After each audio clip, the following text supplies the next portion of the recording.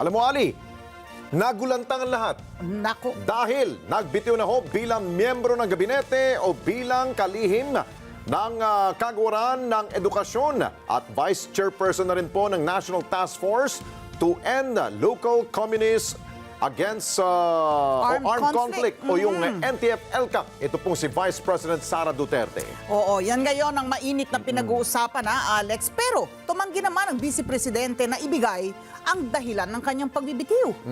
May isang buwan pa naman si Vice President Sara na manatili pa rin sa DepEd para siguraduhin na maayos na paglilipat ng kanyang tungkulin sa susunod na pipiliing kalihim ng Pangulong Marcos Jr. Kunin natin ang live report ni Eden Santos. Eden,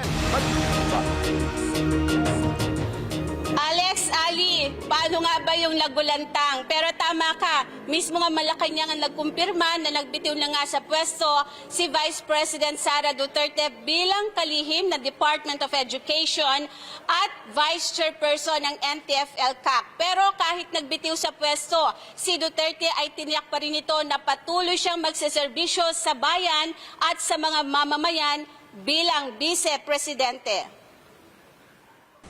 Earlier today, June 19, 2024, I sought an audience with the President and tendered my resignation as the Secretary of Education effective July 19, 2024.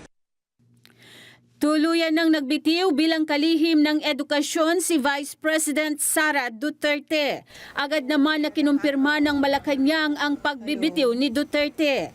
Sa isang statement ay sinabi ni Presidential Communications Office Secretary Cheloy Garafil na bandang 2:21 ng hapon ay nagtungo sa Malacanang si VP Sara at nagsumite ng kanyang resignation bilang miyembro ng gabinete, kalihim ng Department of Education at Vice Chairperson ng NTF-ELCAC epektibo sa July 19, 2024.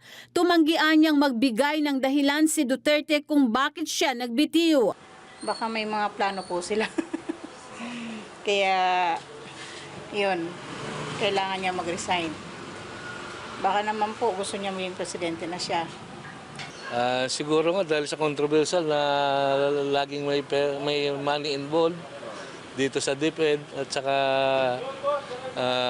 siguro sa politika na rin dahil ang mga Duterte parang may plano pa rin na maging presidente sa panahon ngayon ni Sara. Parang ano na sila, parang hindi na sila solid. Hindi gaya ng eleksyon. Dapat ganun pa rin sila dapat. Parang pangit din po yun kasi po may pinangako po siya sa ating responsibilidad po bago po siya tumakbo bilang Vice Presidente. Sa tingin ko po hindi na po sila tandem kasi po parang nagkaroon po ng pag-aaway, ganyan po, or sa pagitan po nilang dalawa. Sa kanyang press conference sa Department of Education ay sinabi ng Vice Presidente na may isang buwan pa siyang mananatili sa DepEd upang matiyak ang maayos na paglilipat ng kanyang tungkulin sa susunod na kalihim. Idiniin ni Duterte na ang kanyang pagbibitiw ay hindi dahil sa kanyang kahinaan. Mga kababayan, ang aking pagbibitiw ay hindi lulan ng kahinaan, kundi dala ng tunay na malasakit para sa ating mga guro at kabataang Pilipino.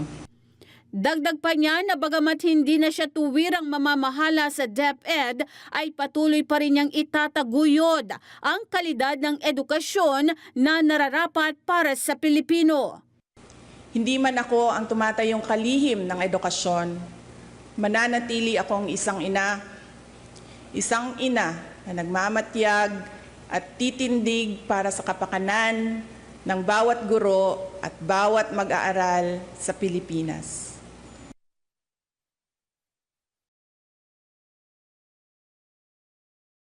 Kanyang naging serbisyo bilang miyembro ng gabinete. Magpapatuloy pa rin naman ang kanyang tungkulin bilang pangalawang pangulo ng bansa.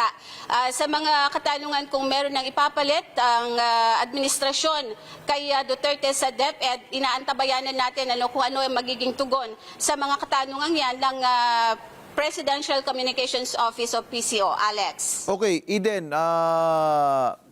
binasa ko at pinakinggan kong paulit-ulit ang kanyang naging rason. Ang binabanggit niya, kaya daw siya nagbitiw, ay hindi dahil siya ay mahina, di ba? Pero may binanggit pa siyang kulatilya na sabi niya, dulot ng tunay niyang malasakit sa mga estudyante at sa mga guro. Parang sa tingin ko hindi yata yun ang dahilan eh. Dahil kung tunay ang malasakit mo sa mga mag-aaral at maging sa mga teachers, hindi ka dapat nagbitiw. Tama ba ako, Eden? Alex, kung yan lang titingnan natin, dapat nagpatuloy siya sa DepEd para maibigay niya yung kanyang hangarin na mabigyan ng dekalidad na edukasyon yung ating mga kabataan. Pero doon sa mga narinig natin sa ating mga kababayan, ng mga nakausap na netizen, iisa lamang yung kanilang tinutumbok na dahilan, kundi yung politika, Alex. Maaring doon tayo dadalhin, no?